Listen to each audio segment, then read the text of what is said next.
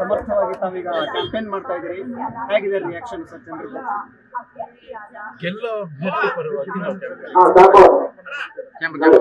ತುಂಬಾ ಚೆನ್ನಾಗಿದೆ ವಾತಾವರಣ. ನಾನಾ ಕಾರಣಗಳಿಂದ ಗೆಲ್ತಾರೆ.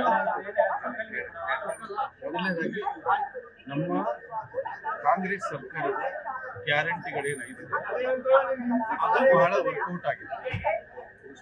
ಯಾರ್ಯಾರು ಅದ್ರ ಫಲಾನುಭವಿಗಳಿದ್ದಾರೆ ಅವರೆಲ್ಲರೂ ಕೂಡ ಖಂಡಿತವಾಗ್ಲೂ ಕಾಂಗ್ರೆಸ್ಗೆ ಮತವನ್ನು ಕೊಡ್ತಾರೆ. ಎರಡನೇದು ಶ್ಯಾಮರಾವ್ ಶಿವಶಂಕರಪ್ಪನವರ ಕುಟುಂಬದಿಂದ ಈ ದಾವಣಗೆರೆಗೆ ಏನೇನು ಅನುಕೂಲಗಳಾಗಿತ್ತು, ಎಷ್ಟು ಜನ ಅನುಕೂಲಗಳನ್ನು ಪಡ್ಕೊಂಡಿದ್ದಾರೆ, ಅವ್ರು ಏನೇನು ಇಲ್ಲಿ ಸರ್ವಿಸ್ ಮಾಡಿದ್ದಾರೆ. ಉದಾಹರಣೆಗೆ ಒಂದು 25 ವರ್ಷದಿಂದ ಹೇಗಿತ್ತು ಇವತ್ತು ಹೇಗಿದೆ ನೀವೆಲ್ಲ ನೋಡ್ಬೋದು. ಅದೇ ರೀತಿ 3 ವಿಚಾರ, ಒಂದು ಅನ್ನ, ಆರೋಗ್ಯ, ಅಕ್ಷರ ಅಂತ ಹೇಳ್ತೀವಿ ನಾವು. 3ನ್ನು ಅವ್ರಿಗೆ ಸರಿಸಮನಾಗಿ ಕೊಟ್ಟಿದ್ದಾರೆ.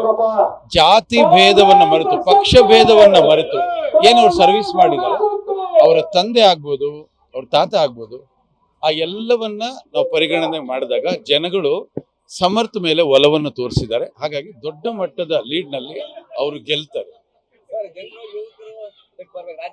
ಖಂಡಿತ ಖಂಡಿತ ಯುವಕರು ರಾಜಕೀಯಕ್ಕೆ ಬರ್ಬೇಕು ನಿಜ. ಆದ್ರೆ ಎಲ್ಲ ಯುವಕರಿಗೂ ಸ್ವಲ್ಪ ಕಷ್ಟ, ಈ ಯುವಕರಿಗೆ ಸ್ವಲ್ಪ ಈಸಿ ಅದು. ಯಾಕೆಂದ್ರೆ ಮನೆಯಲ್ಲೇ ಒಂದು ಯೂನಿವರ್ಸಿಟಿ ಇದೆ, ರಾಜಕೀಯದ ಅನುಭವ ಅಲ್ಲಿ ಚೆನ್ನಾಗಿದೆ. ಇಂಥ ಹುಡುಗರು ಬಂದಾಗ ಅನುಭವದ ಜೊತೆಯಲ್ಲಿ ಅವರ ವಿಷನ್ ಏನಿದೆ ಅದು ಕ್ಷೇತ್ರದ ಜನತೆಗೆ ತುಂಬಾ ಹೆಲ್ಪ್ ಆಗುತ್ತೆ. ಹಾಗಾಗಿ ಇಂಥ ಯುವಕರು ಆದಷ್ಟು ಹೆಚ್ಚು ಬರಬೇಕು.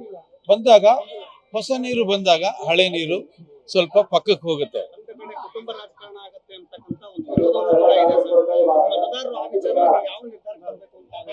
ಇಲ್ಲ, ನಾವು ಈ ಕ್ಷೇತ್ರದ ಮಟ್ಟಿಗೆ ಹೇಳ್ಬೇಕಾದ್ರೆ ಅದನ್ನ ಪಕ್ಕಕ್ಕಿಟ್ಟೆ ನೋಡ್ಬೇಕು.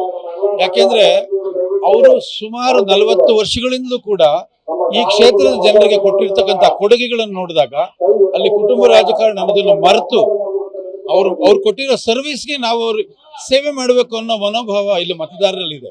ನಾವು ಅದನ್ನು ಸ್ವಾಗತಿಸಬೇಕಾಗ್ತದೆ.